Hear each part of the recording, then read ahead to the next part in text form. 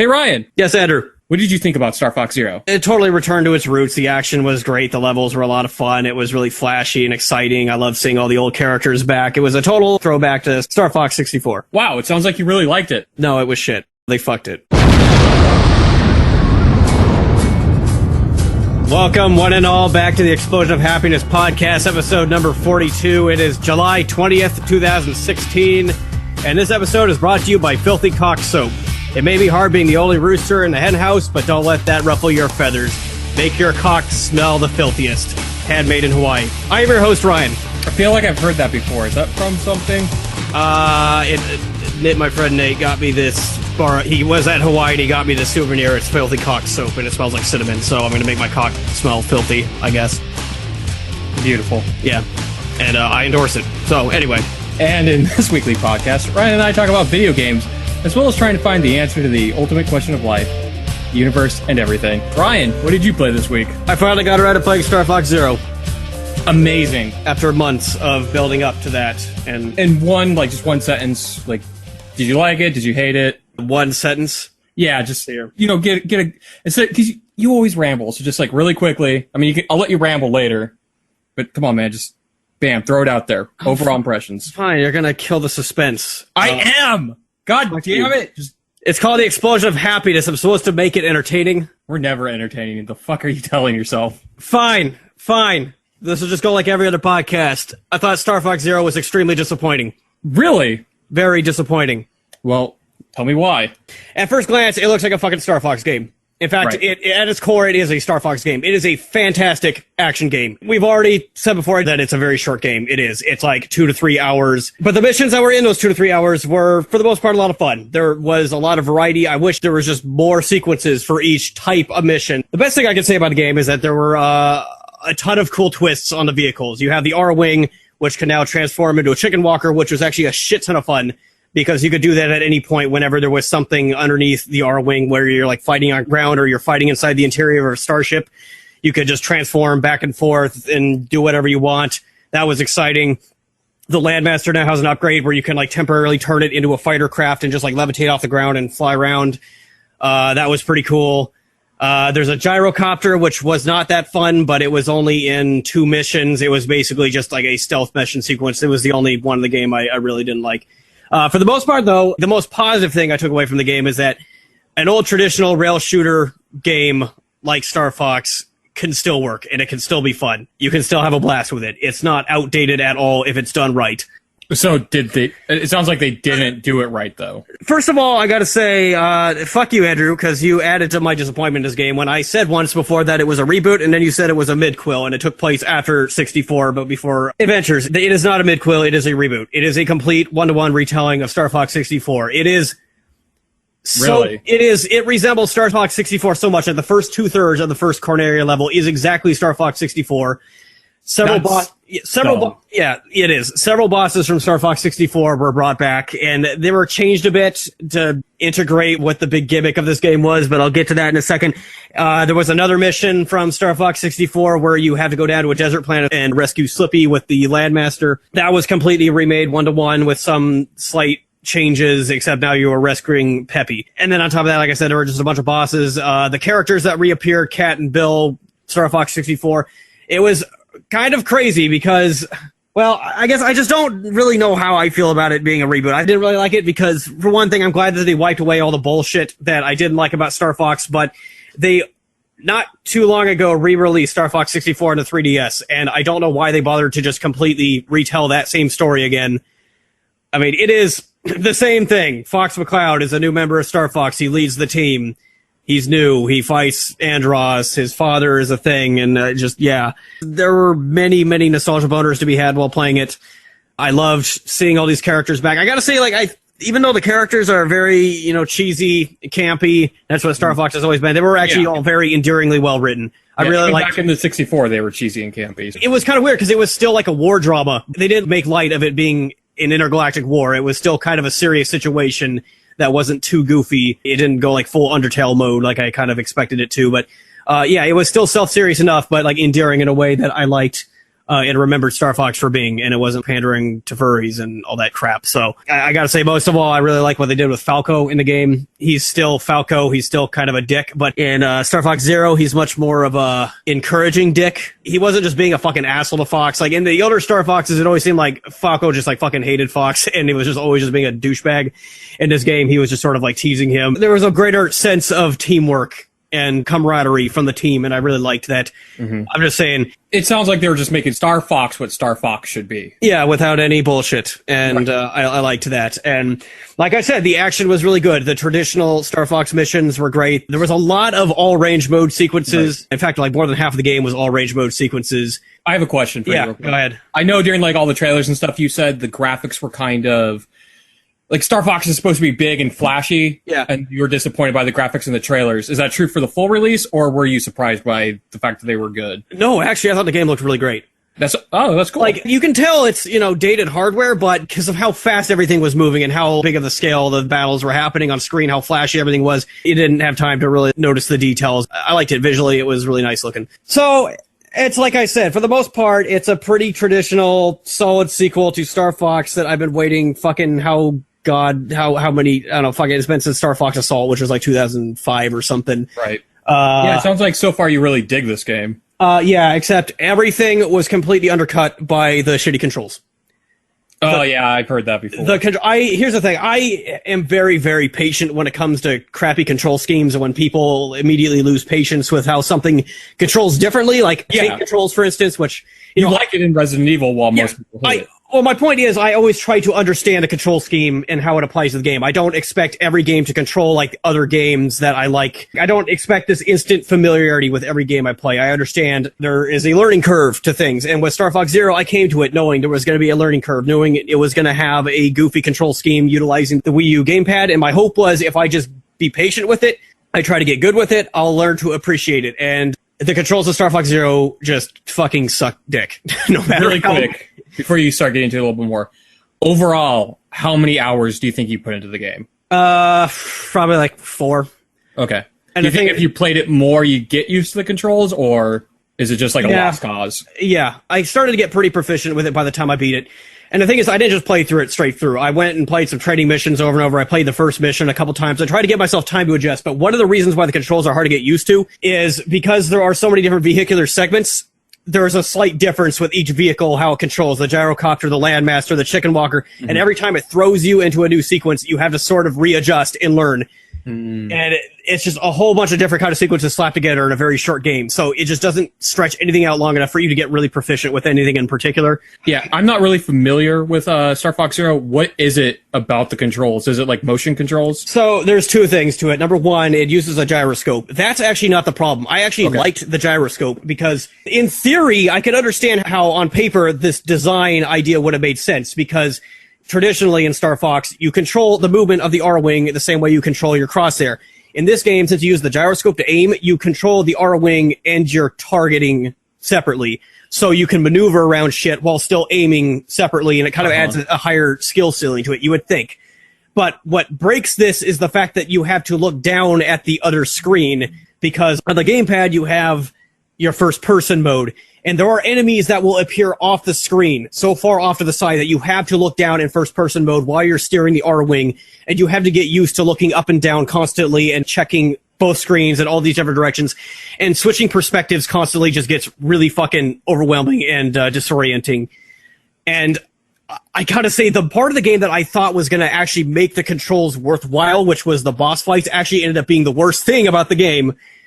Initially, the first boss fight in the game on Corneria, you're fighting this flying saucer that has a bunch of turrets, and you have to like sort of make these strafing runs on it. And I thought it was really cool because the game kind of implements Z targeting when you go up against a boss and like all range mode fights. So the camera on the TV locks onto an enemy, but on the gamepad, you're still in first person and you have to like use both.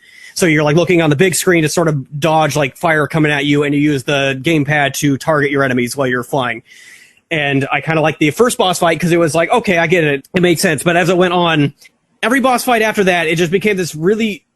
For one thing, the boss fights were way too fucking long. They just took fucking forever. Like, I would say a third of the game was nothing but boss fights. And maybe it was just because I had to adjust and get good at fighting the boss and like learn how to beat them. And it would kind of kick my ass the first time because every fucking time you go up against a boss, it's a matter of figuring out, okay, how am I supposed to use these ridiculous controls to figure out how to beat this thing? And even once you do, it's still a pain in the ass because you're fucking trying to barrel roll and do all these evasive maneuvers while looking up and down and just getting totally confused by all the shit that's happening. And it's like I said, if you put enough time in this game, eventually you'll become proficient with it. I bet if I put fucking 10 hours into this game and started replaying through it over and over again, eventually I'd get good enough at it that I could adjust to it. But I don't really care to because I think the controls suck. It was just a wrong control scheme for a type of game like this. Star Fox is an arcade shooter. It's supposed to be very fast. You're supposed to be able to pick it up and play. It's not the kind of game you want to sit down and turn into almost like a simulator where you got 2 screens, gyroscopes, and all these different things you got to pay attention to.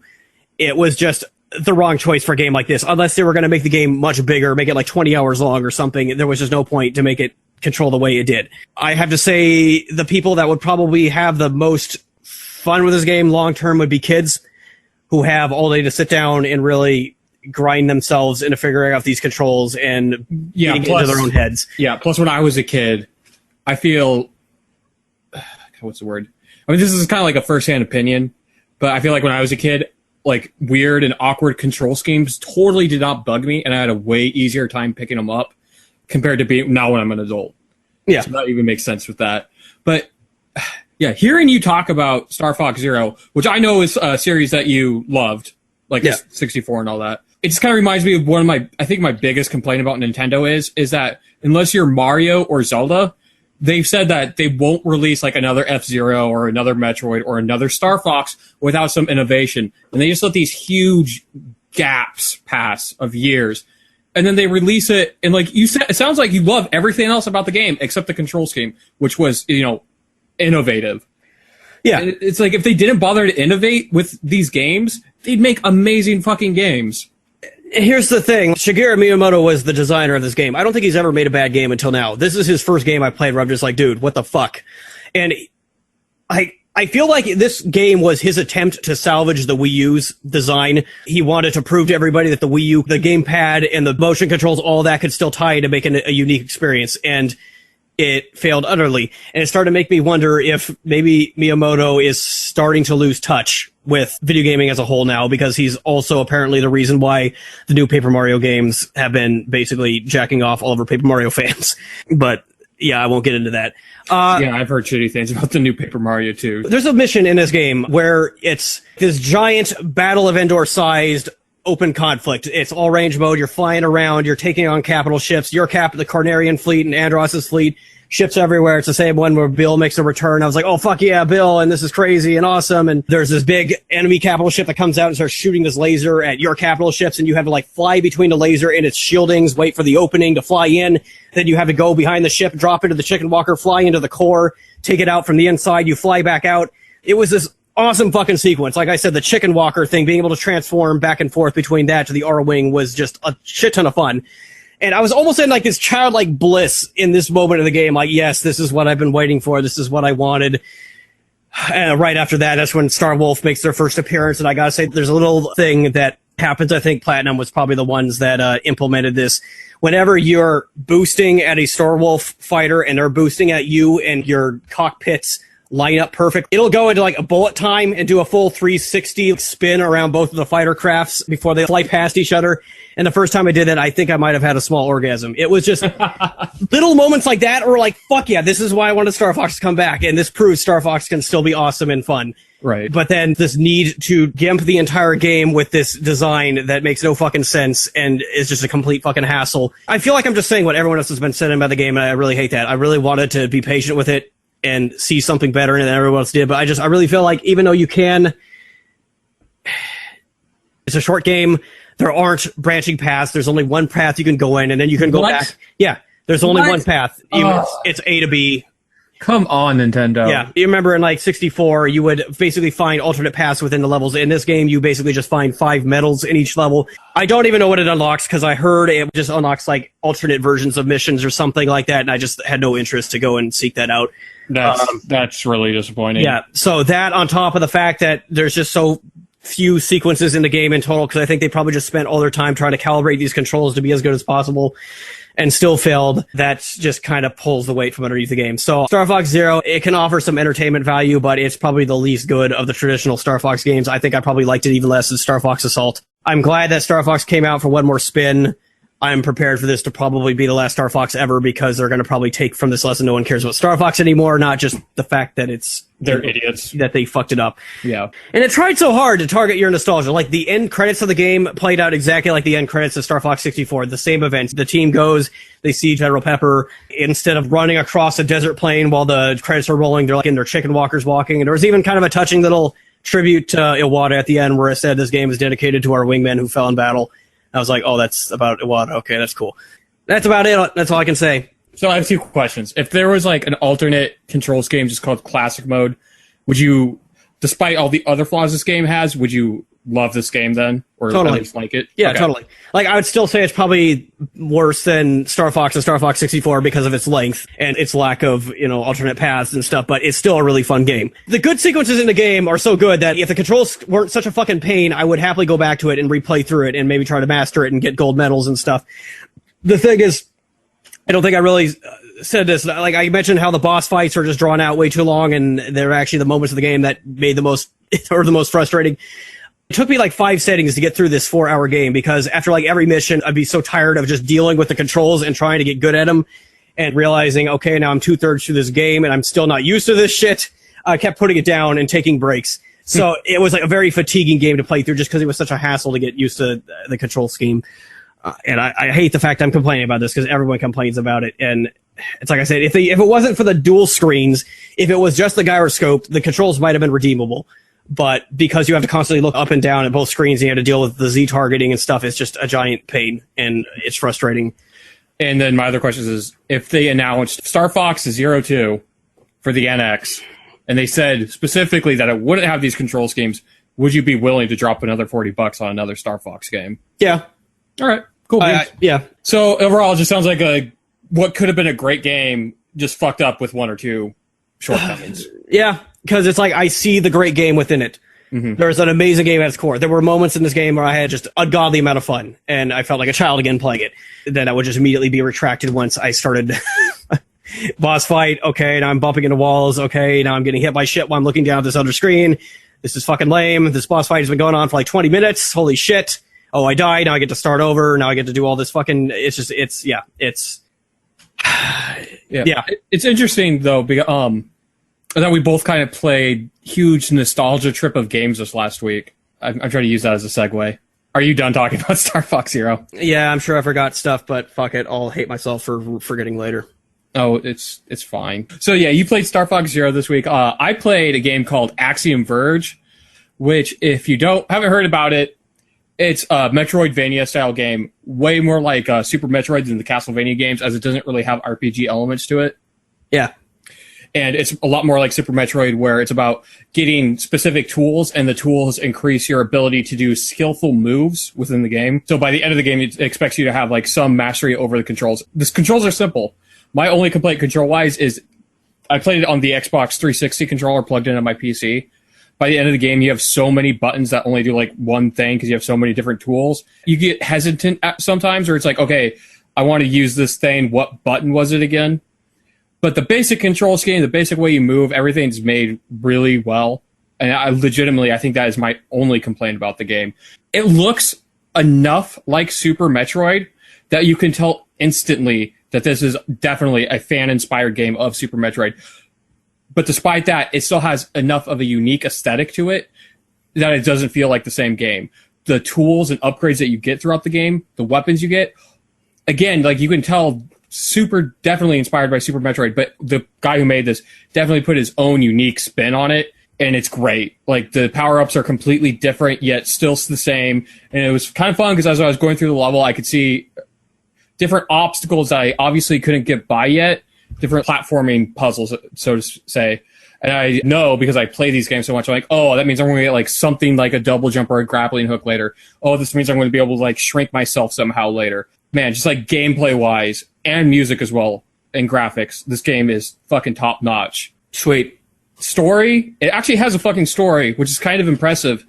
I really dig how they told the story, because it's kind of just there as like a thin layer over you playing the game, but it's like deep enough and there's ways to find out more about it and like theorize about it. So if you just want to play the fucking game and you don't give a shit about the story, you can just play the game and like speed through all the text. It doesn't matter. But if you want the story, it's there. And I think the story's pretty good, actually. It's interesting, and I feel like he kind of left it open just enough that there could be an Axiom Verge 2, which I really hope there is. Do you think there's going to be an Axiom Verge 2?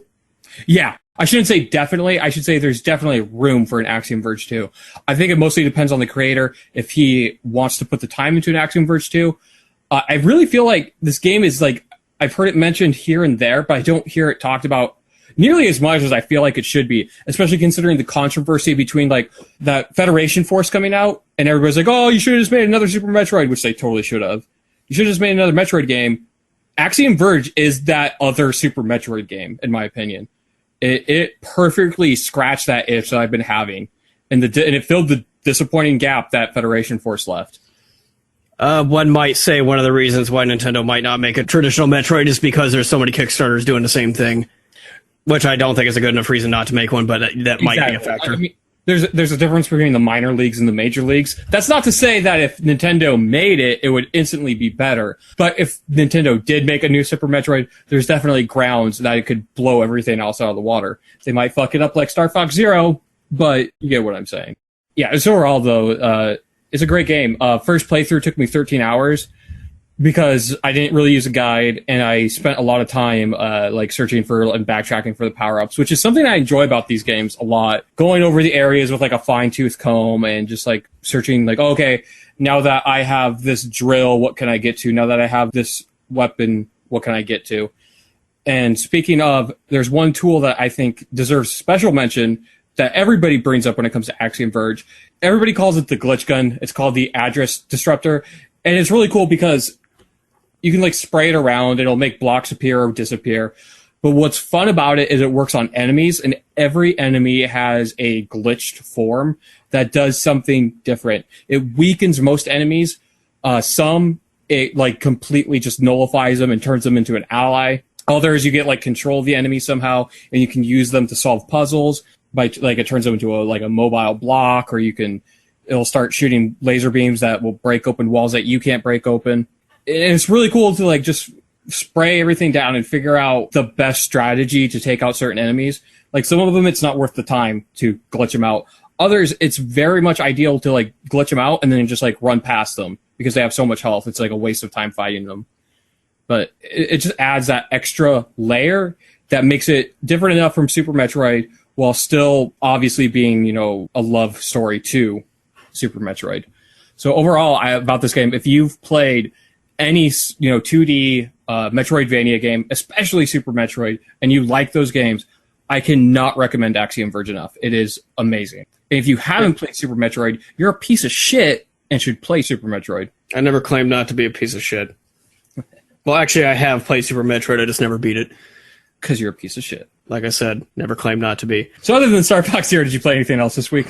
I tested out my joystick by firing up X-Wing. X-Wing is a game I have not played in 20 years. Over 20 years. That is a mindfuck. Playing a game you have not played in 20 years being a mindfuck, that is. Yeah. It's interesting because when you fire it up, it's almost like it's brand new again, but at the same time, like somewhere in the very far back of your brain where all the memories, the good memories, have been crammed behind all the bad memories, there's almost like it slowly kind of starts to trickle out again. First thing I thought about when I started that game, when I hit the joystick setup options, was, holy shit, I played this when I was 4 years old. There's like fucking 50 different keys you need to memorize and stuff. It's a fucking space simulator. So I was like, man, I was a fucking badass when I was a little kid. Once I got all that set up, I just played a couple missions and then reminded, oh man, yeah, this game is fucking hard. That's about as far as I got. Yeah, no, that's it. I was just testing out my joystick. I might play that a little bit more here and there. But that's it. X-Wing was a crazy, awesome game for its day and age that kind of makes all the modern games EA's putting out look like a fucking joke in comparison. Yeah, I mean... Fuck. Brain fart.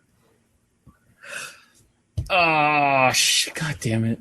I'm such a... I started talking about child memories, and then you started having flashbacks, and now you're thinking about suicide again, aren't you? Yes. Okay. Just like every other time. Yeah, it's kind of always disappointing when the idea that you need to dumb games down for mass appeal so more people will buy them, but then you make it so nobody really likes it, like Battlefront. It also made me think when I was playing it, again, with Shigeru Miyamoto maybe being out of touch, I don't think he knows that there's this thing called a joystick, and that games utilize joysticks when they want ultra-precise controls and a gyroscope, and 2 screens maybe aren't the best for that, especially if it's an action shooter. Right. Yeah. I can't wait to find out what the gimmick of the NX is and whether or not we can look forward to a bunch of Nintendo games annoyingly utilizing a gimmick that nobody wants. It's a bunch of electrodes that you put all over your body, so every time you take damage in a video game, you get shocked in real life. Yeah, I thought Nintendo had gotten away from all this crap. I thought they were learning. I thought they knew what people actually like at this point, but then Star Fox came out and painfully reminded me.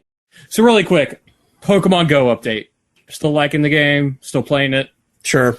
Yeah, pretty much the same. I mean, I've given up on ever taking over a gym, but I'm still enjoying filling up the Pokedex. So, yeah.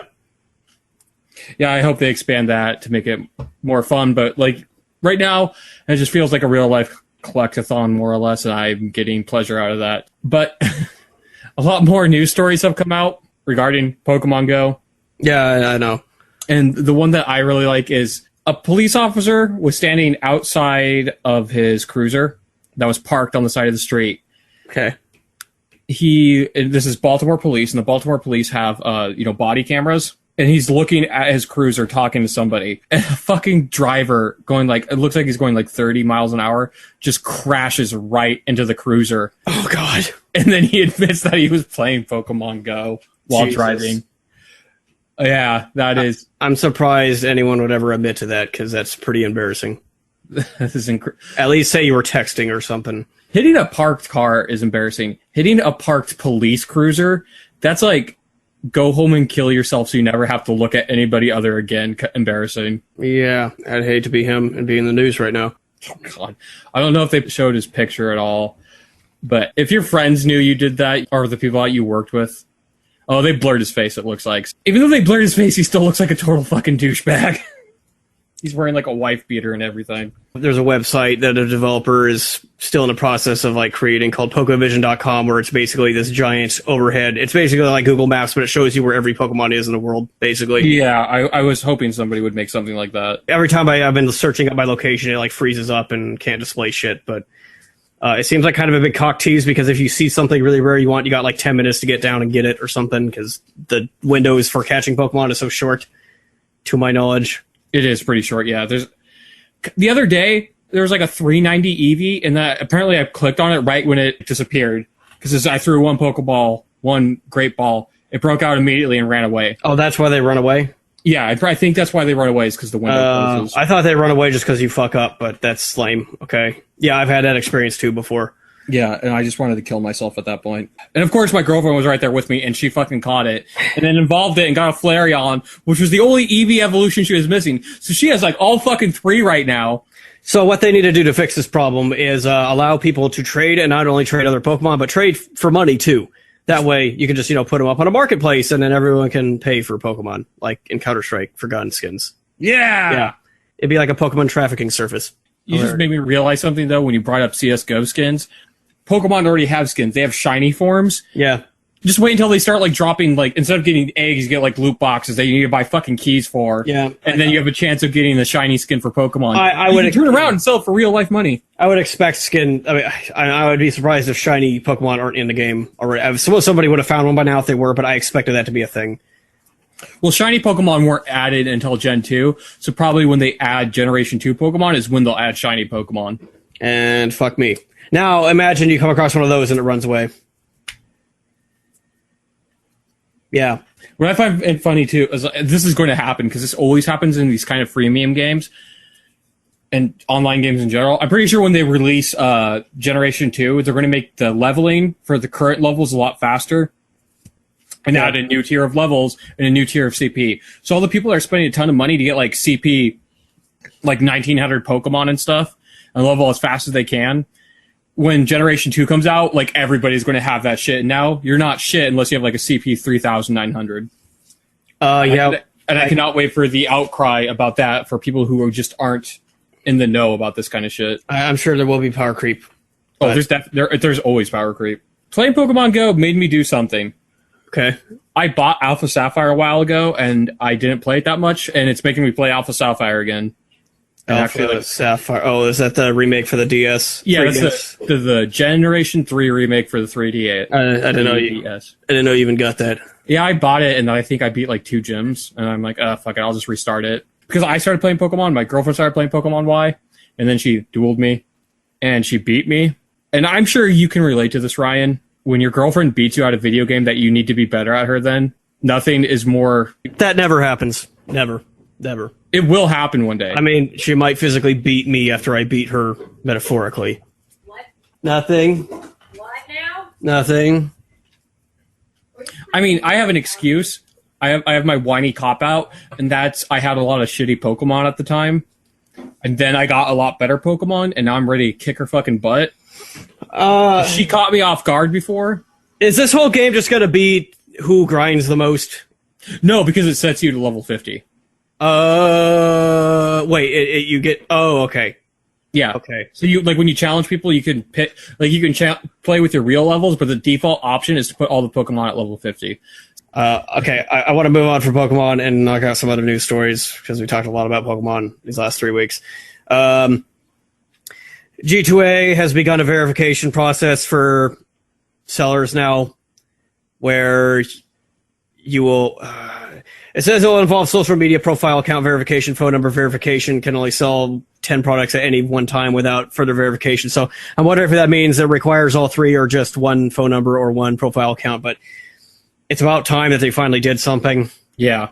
But I don't think this is really going to fix much. This might actually just be kind of a placebo. Yeah, I feel like that's my initial impression is until this starts to take effect and we get like news stories that it's working, it just feels like lip service. Yeah, and it kind of sucks for everyone who got screwed over by them already. It's like, oh, sorry, you happen to be around at the wrong time at wrong place. Had you released your game a little bit later, then you'd maybe not get screwed. Right. But yeah, I guess I'm curious if this will be affecting the prices on their games. Because even if the credit card fraud thing is really legit, I noticed that there are not many games on that site that are priced ridiculously well. Considering, like, I've already, like I said, when I bought Squad, I just chose to buy it from the actual fucking developer because it was only like $10 more. Holy fuck. Okay, so I went to G2A.com right now. Yeah. Because you brought this up. I noticed that there's a little price slider that lets you put in the price range of what you want to buy. Okay. I noticed it went all the way up to $1,978. What? So I asked myself, what could cost $1,978 that they would sell on G2A.com. So I slid the min range all the way up, and it is the Stat Track Karma Bit Marble Fade CSGO knife skin for $1,977.67.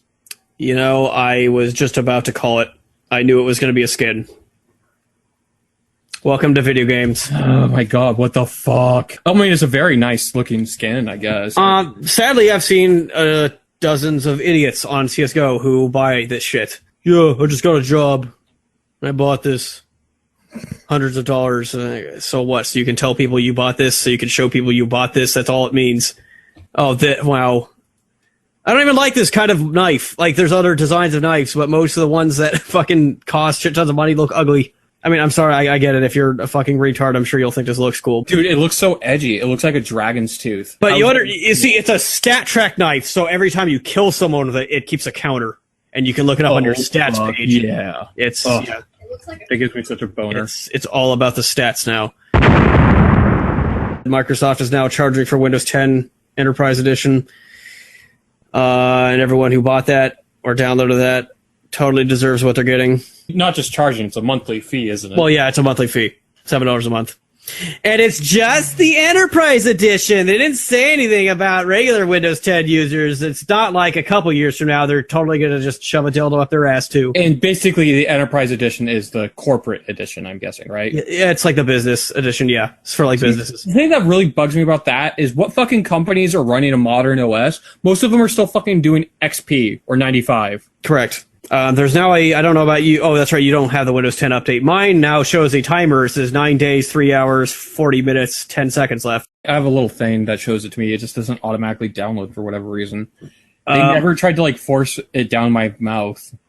There's always been this little button A lot of people who got the automatic download just weren't paying attention. Usually what it says is you've been scheduled for a download tomorrow at this time and you can immediately decline it or something. But I am so expecting Microsoft to announce something like a month from now once Windows 10, the free update is gone. They're going to fucking screw everyone with something because that period of baiting everyone is going to be over. I've never met a real life person who does not work for Microsoft that exists in real life that actually likes Windows 10.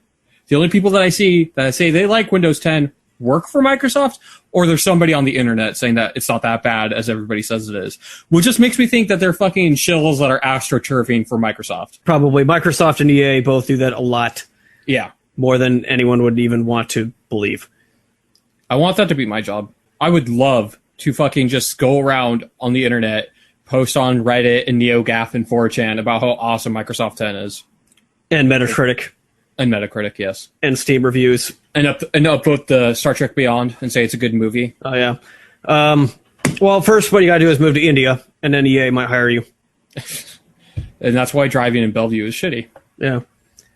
I guess we'll wait until we bring up the final news story, unless you had some other ones you wanted to bring up. I've got the Lewd Gamer page open. This site is just fucking hilarious. I love whenever they like give like a half a star to a porn game and just write a fucking like angry review about how shit it is.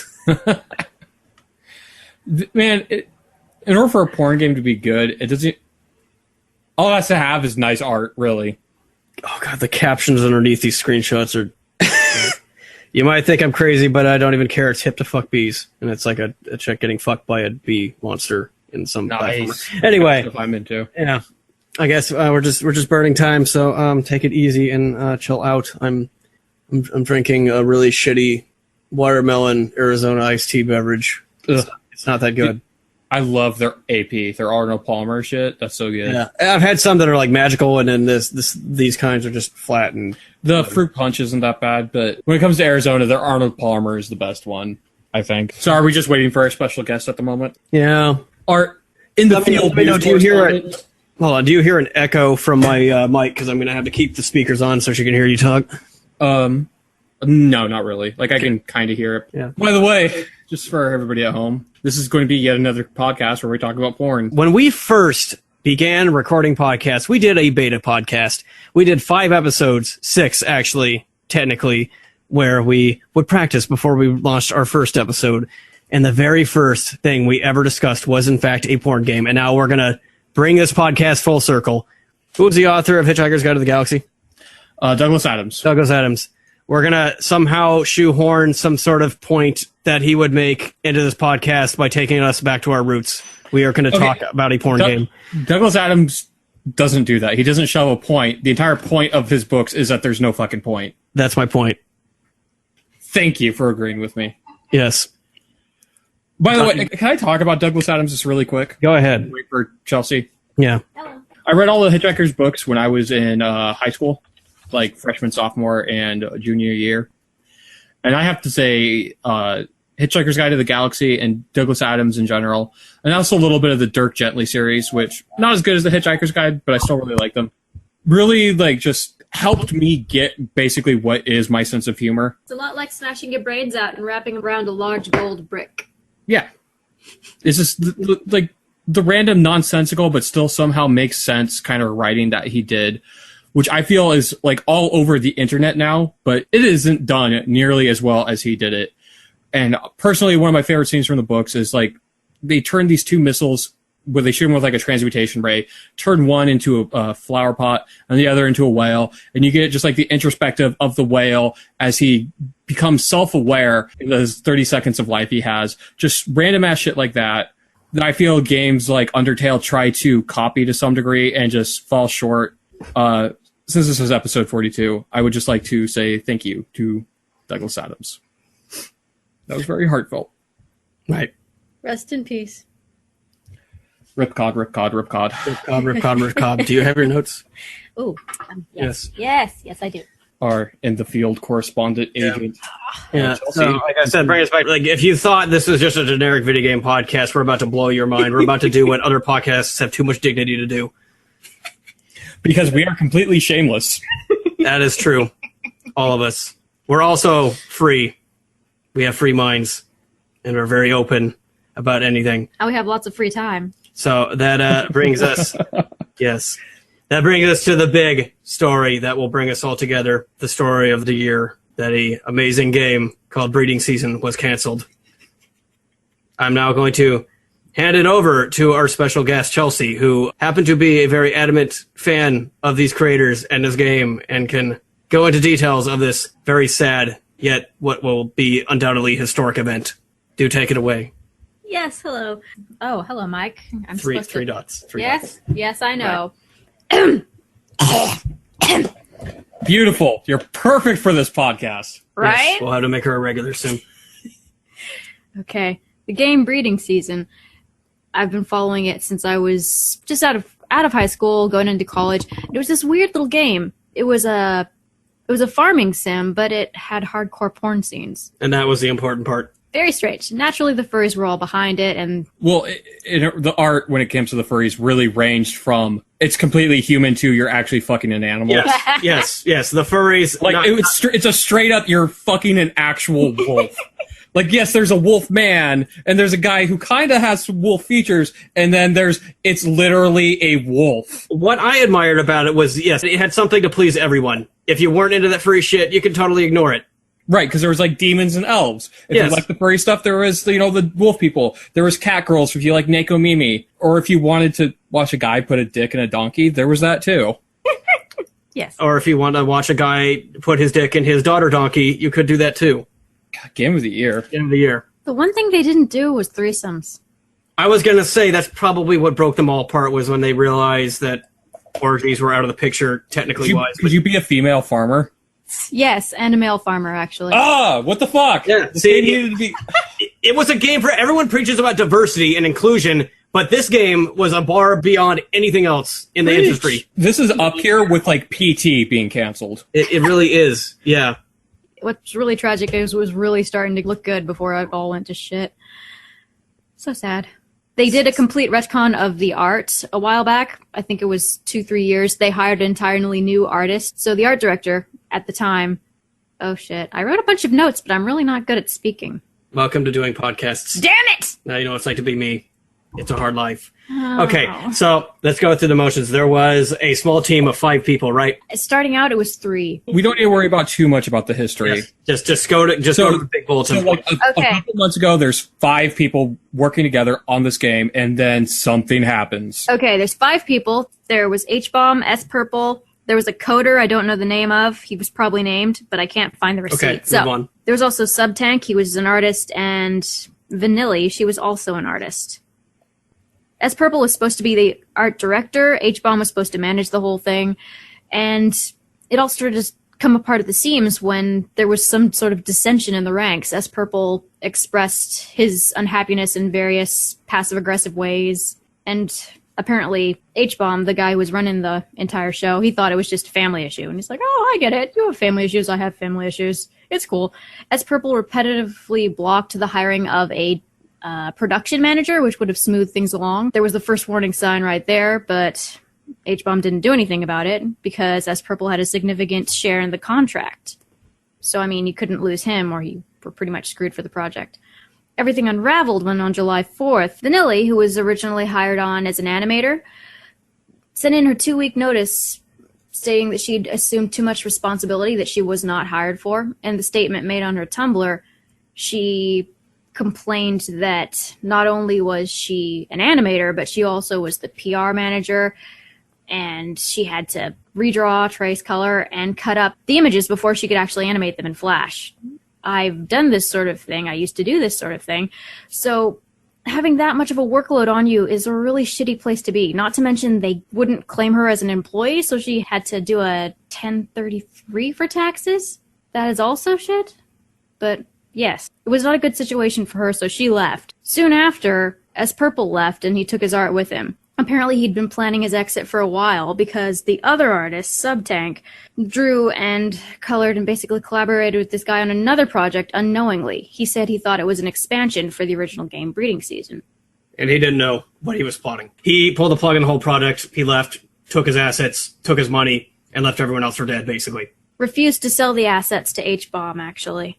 Well, that was the thing. Is like he fully had the ability to just walk away from the product, take his money. He didn't have to take the assets. From what I was reading, it looked like he was claiming that he didn't do it out of a personal vendetta. But it's kind of obvious that's not the case, because why the fuck would you just screw everyone else over and take the whole project and fuck over all the backers who put the money into it, if that wasn't the case? And it was generating a lot of money. It was like... Right, this wasn't on Kickstarter. This was on Patreon. So people were paying for this game. It's been in development for years, every month. Yep. And it was making a lot of money. I read his response, because originally it was H-Bomb who wrote what happened, right? And S Purple was the one who walked away.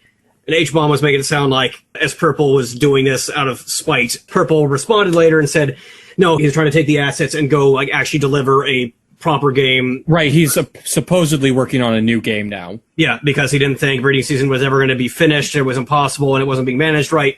I think there's a lot of shadiness to his claims, because I'm sure they could have worked something out where he could have exited the project and pursued his own thing, and it didn't have to turn into this big drama storm. Not to mention, as Purple has done this sort of thing before. There used to be this game that was called, I think, BroQuest. It was going to be this RPG. He pulled his art from it the same way he did from Breedings. I discovered like the husk of the old side it used to be, and basically the people who made it up and said that, well, this game is dead because S Purple took his artwork away from it, and we don't have any people doing it anymore, so it's dead. It's gone. Long live BroQuest.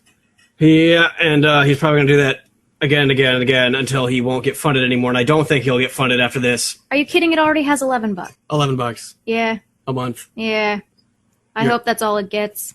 Well, that's the joke. He's got like one or two people. Yeah, he S Purple had his own personal Patreon, which was $98,000 a year. Yep. And now it's under $200 after pulling the stunt. So yeah, he seems like a bit immature in the sense that he doesn't realize that financial backers really don't give a shit about personal drama. They were paying for a product. That product is never going to come out, and now they're never going to pay him again. And it doesn't matter whose fault it was. They don't want to support anyone in the process. He is not a team player. Yeah, it sounds like it wasn't managed well. Like they needed better worded contracts. Like they should have brought a lawyer in or something. Like, yeah, that's kind of where the foundation was just not very good to begin with. It also would have helped if either they paid Vinily more, they let her have full employment status so she wouldn't have to file that and pay taxes more. It sounds like a very large number of Patreon and Kickstarter games where it's just these people making these games aren't professionals. They don't know how to manage. They don't know how to run a company. So when you throw a bunch of money and then they get all this money and then they go, okay, we need to figure out how to spend this properly and make good on our offers, it all just turns into a clusterfuck. And that's what happened. So my question is, what's going to happen to everyone other than S Purple? Because they've abandoned the project. They've lost so many assets that there's like no way they can salvage the game at this point unless they completely start it over. And they lost all their backers because of this whole situation. So are they just all going their separate ways? They really don't have a leg to stand on in a legal situation, from what I've heard. Well, if it's all in the contract, then no. Yeah, it's unfortunate. I saw that H-Bomb on the bottom of his big essay where he was talking about what happened. He apparently put all the assets he had to give back to S Purple in a Dropbox file or something like that, and then told everyone it would be a real shame if someone was to guess the name of my favorite fighting game, and then everyone got access to all these files. So I'm wondering if that got broken into, because it seems like that was the only thing that could have been salvaged from the whole thing was the actual porn. So I gotta say, this game, considering it's a fucking porn game, it looked like a pretty elaborate Harvest Moon clone. It looked very intricate. It looked very complicated. It looked like the kind of porn game where, you know, we always talk about, like, what would happen if someone just made a good game with porn scenes, and that's what this was going to be. And it kind of already was that. It was still an alpha, and it had a lot of work to be done on it, but it was getting so much better. I was suspicious of the art style change before, but it looked really good. The proof of concept was very convincing, and then I don't really know what happened behind it, or what was going on that made S Purple freak out and say this is never going to get finished, other than they were just trying to tackle too much for too little people. No, I think it was just being a drama queen. Well, the game has also been in development for a really fucking long time. Yeah. It started off as like a Newgrounds game, didn't it? Yes, it did. Yeah. Yeah, when it originally started, it was just H-Bomb. Mm-hmm. So they jumped the shark in a lot of areas. It's sad that they put so much reliance on one guy that he was able to destroy the whole thing. And the lesson we've learned at Children is hire a lawyer when you sign a contract or write a contract. Okay, that's a more mature one. I was going to say, make sure you trust the right people and make the right friends. No, fuck that. Don't trust anybody. Everybody's going to screw you over. Everybody's out for themselves. don't no. Like the only thing that will make people behave like adults when it comes to business shit is contracts. Correct. So get a lawyer to draft up your fucking contract. Once money enters the equation, friendship doesn't mean shit. Andrew, I am high-fiving you over the internet. I've also been watching a shitload of House lately. Oh, cool. Well, Chelsea had a real life experience kind of like this, didn't she? Oh boy. That's kind of why this was a personal situation. Yeah. One could say maybe she got... You were working on a porn game too? No, but she could start. But she never wants to take my advice. I just like to throw out, because I don't know if the message got clear, I am not into furry porn at all. But I am very open-minded. Anyway. I wasn't into furry porn, and then I saw Zootopia, and that is one sexy rabbit. True. I need to see that movie. I am not, I mean, I say that jokingly, but like 3/4 of the way, by the time it was like in Act 3, I legitimately just had that thought while like watching the screen, and like, that is one sexy rabbit. And then I immediately thought, like, what the fuck, brain? Why did you think that? If there isn't already conspiracy that Disney is trying to turn everyone into a bunch of animal fuckers, there needs to be. Oh, yeah. Not just Disney, but Warner Brothers, too. Need I mention Lola Bunny from Space Jam? Yeah, where it all began. No joke. That is, like, the root of everything. Space Jam. Space Jam is at the core of it all. Betty Boop, maybe? Betty... she's not an animal. Well, she looks like one. No, she doesn't. The fuck's wrong with you? Get glasses. I was trying to be catty. You made your internet debut talking about a raunchy as fuck porn game with furry porn and incest and gay stuff. God, what a magnificent game.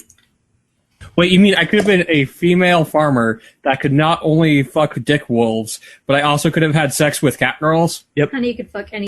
God damn it! Yep.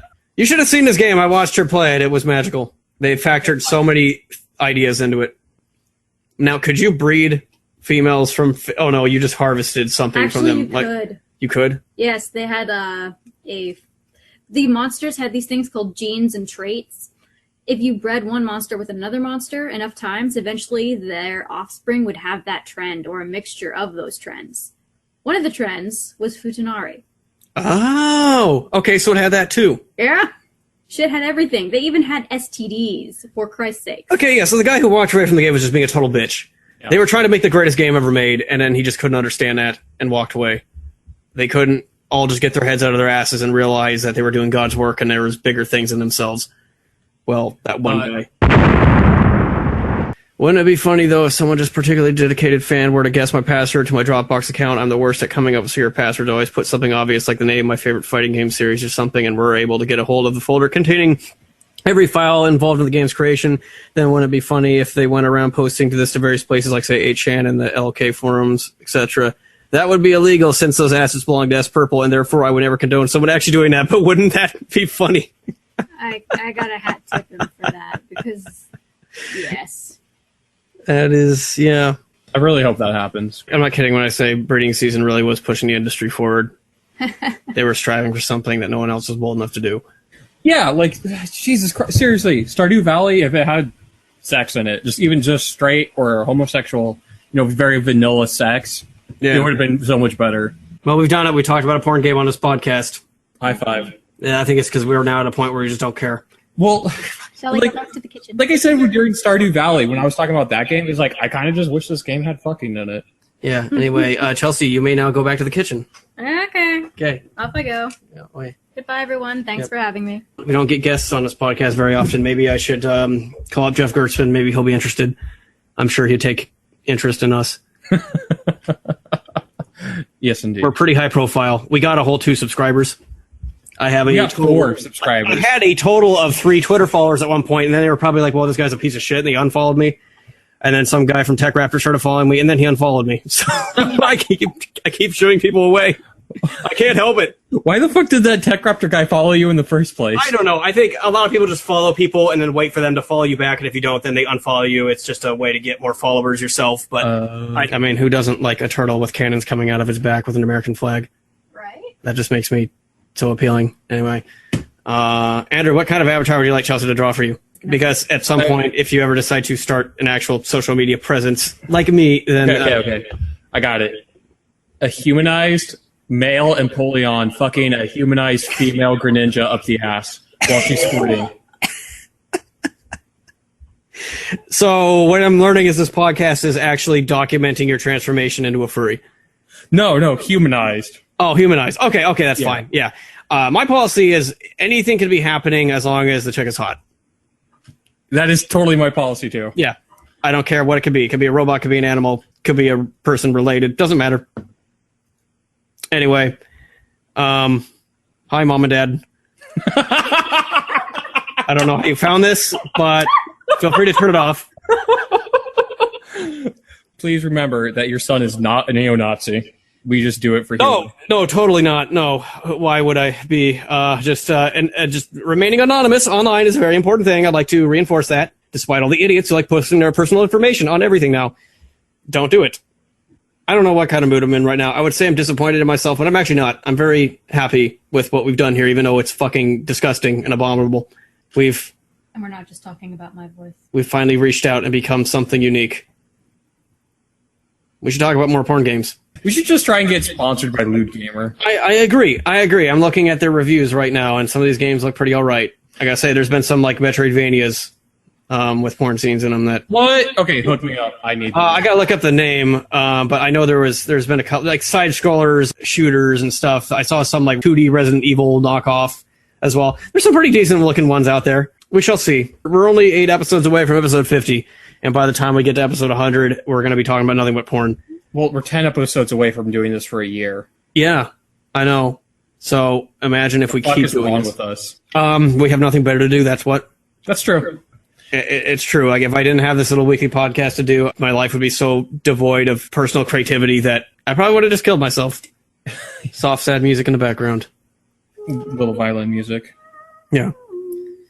I mean, at the end of the day, though, that's what this podcast is. It's not for anybody else but you and me, and it's here for us to bullshit, laugh, and have a good time. Correct. And kind of wish we weren't so shitty. Have you listened to our StarCraft feature yet? No.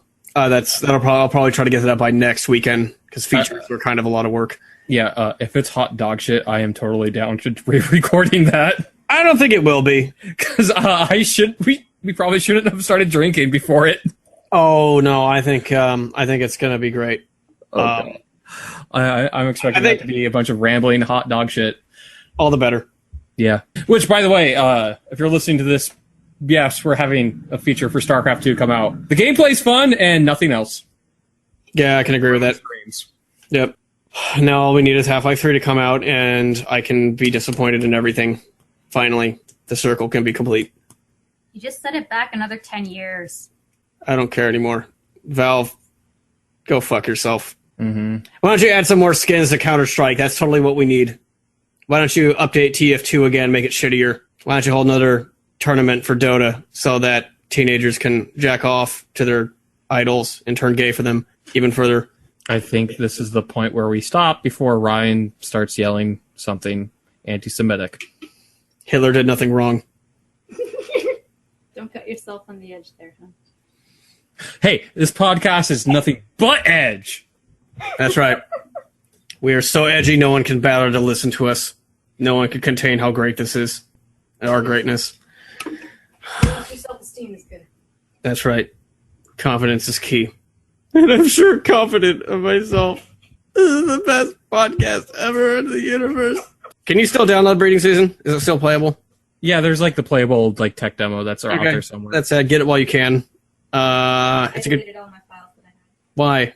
I'm sorry. Get it back. It got too addictive. Did you hear what she just said? No, I didn't. She said she deleted it because it got too addictive. Isn't that what I told you she says about every game she plays? Yeah, that is actually exactly what you Hey, said. this thing I'm having. Chelsea. Yes. Have you played Super Metroid? No. You're a piece of shit. Yep. She's even Wow. a bigger piece of shit than me because I at least got halfway through it. A couple years ago, I didn't even know what Super Metroid was. And then you found the porn. Yep. Can I beat your wife for you one day? Only if I get to help. So I'm going to go see Star Trek Beyond this weekend. God, so I'm going to start writing your eulogy this weekend.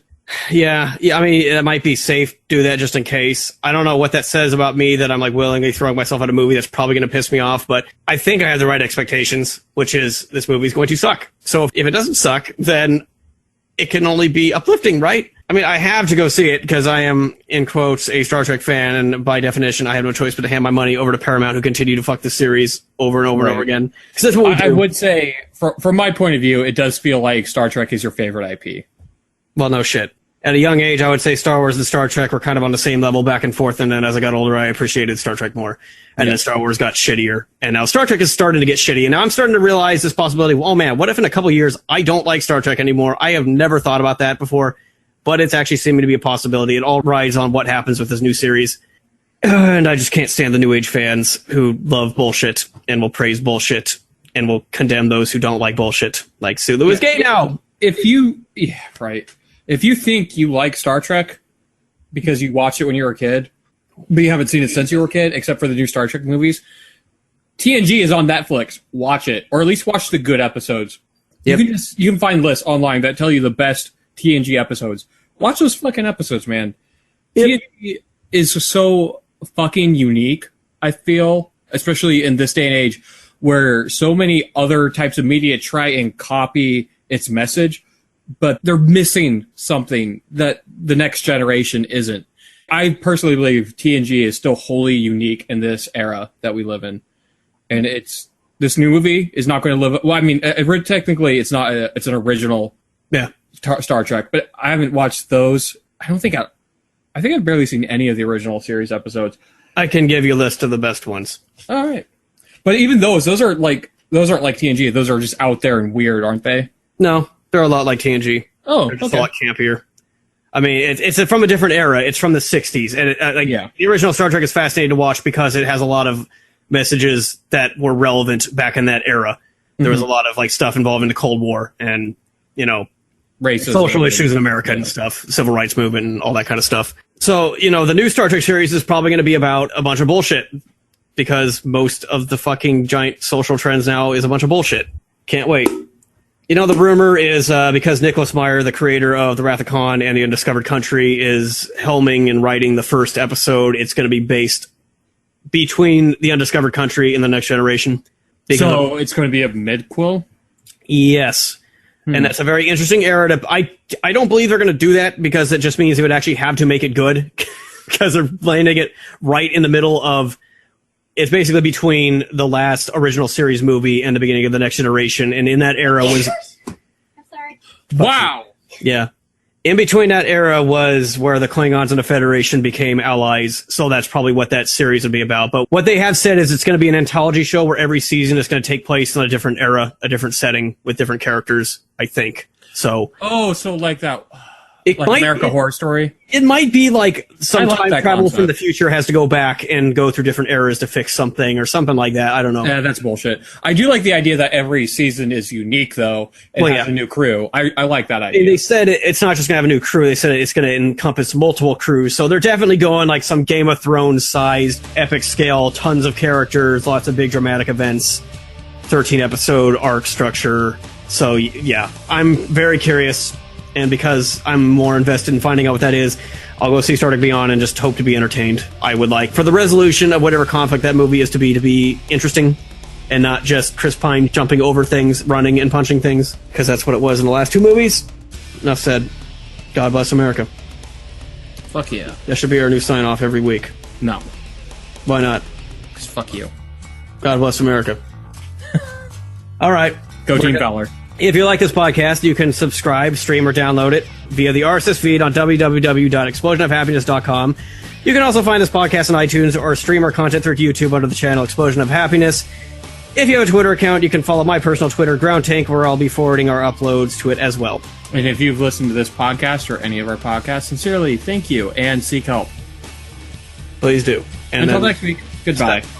Send help. Bye-bye.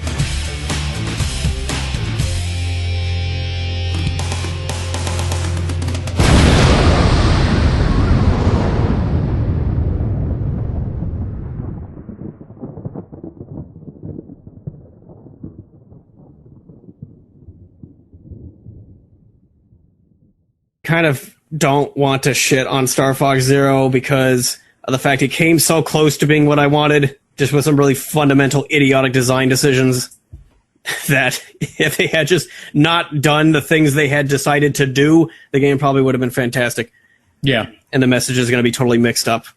Yeah, I hate it when developers do that, when they make, see, we gave you what you want, and everybody hated it, and it's like, no, you didn't give us what you want. Now give us what we really want. It's like, man, I could really go for a bowl of pho Vietnamese soup, and like, okay, and they serve it, and there's just a giant turd sitting in the middle of it.